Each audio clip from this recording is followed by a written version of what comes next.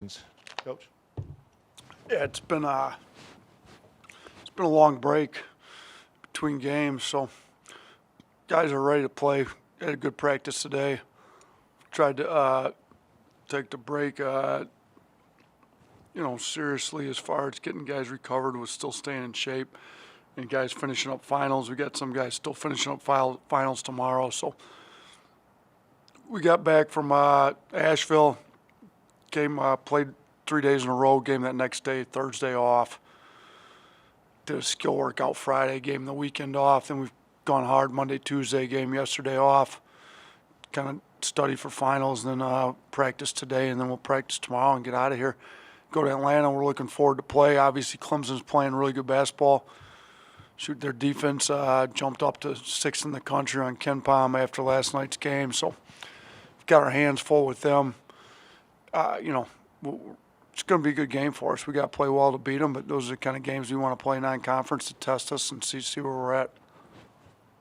Thank you, Coach. Reminder, just use that raise hand function to ask a question. We're going to start with Cecil Hurt.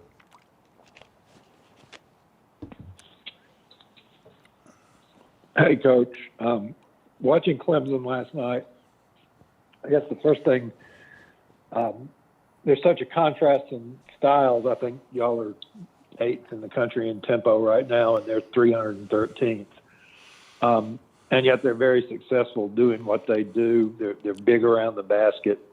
How does the difference in styles, how do you try and make it your kind of game instead of getting, which I thought Maryland did, getting pulled into their kind of game? Yeah.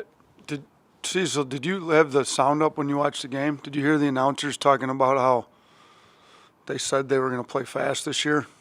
Did you catch that part at the beginning of the game or not? I did not. Yeah, that's what I did not. I mean, they played well. I didn't think they played.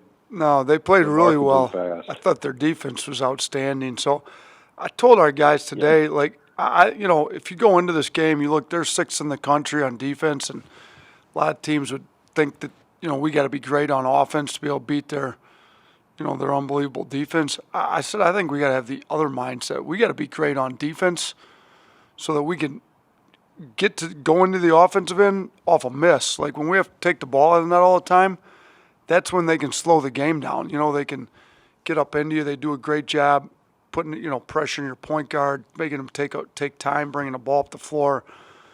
They'll deny the point guard the ball some. They'll do a lot of that type of stuff.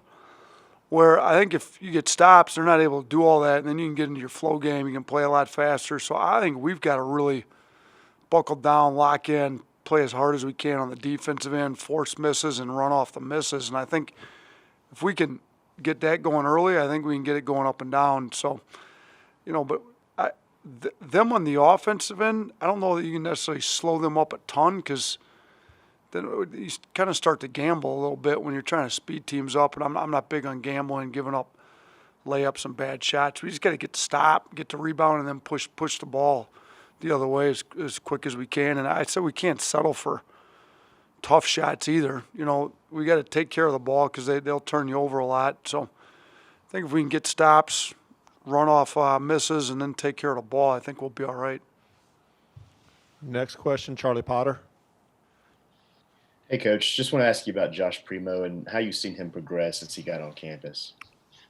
I mean, he's come a little bit. I think if he hadn't had the injury, we would have seen it sooner because he was out about 6 weeks.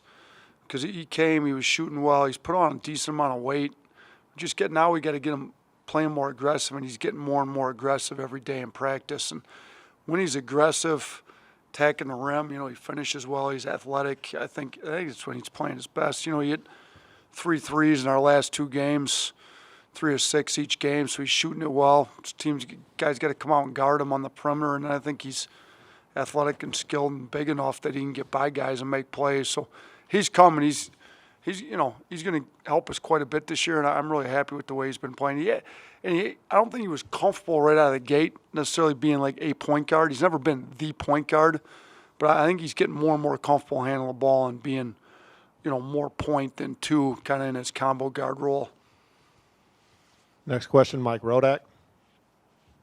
Yeah, Nate, slightly off topic here, but how much have you followed Bucky McMillan up at Sanford and, being a high school coach going to this level, bringing a pace of play, and I think they scored 174 points there in I an think exhibition. I talked to him two nights ago. I talked to him quite a bit since I got the job. He's does a great job. He made the jump right from high school to Division One. I had 2 years as an assistant, so he's bounced a lot of stuff off me, and I think he's got a really good basketball mind. I think he's a scheduling genius, to be honest, Charlie. Shoot, you go find the Division III team that wants to fly up and down the floor, shoot a million threes, and trap, and then give you layups, and schedule them up in your first public display of basketball and drop 174 points. So if you followed Greenville, I think they've been scoring about the Division I teams they played. It all scored about 170, 180 on them or whatever it is. So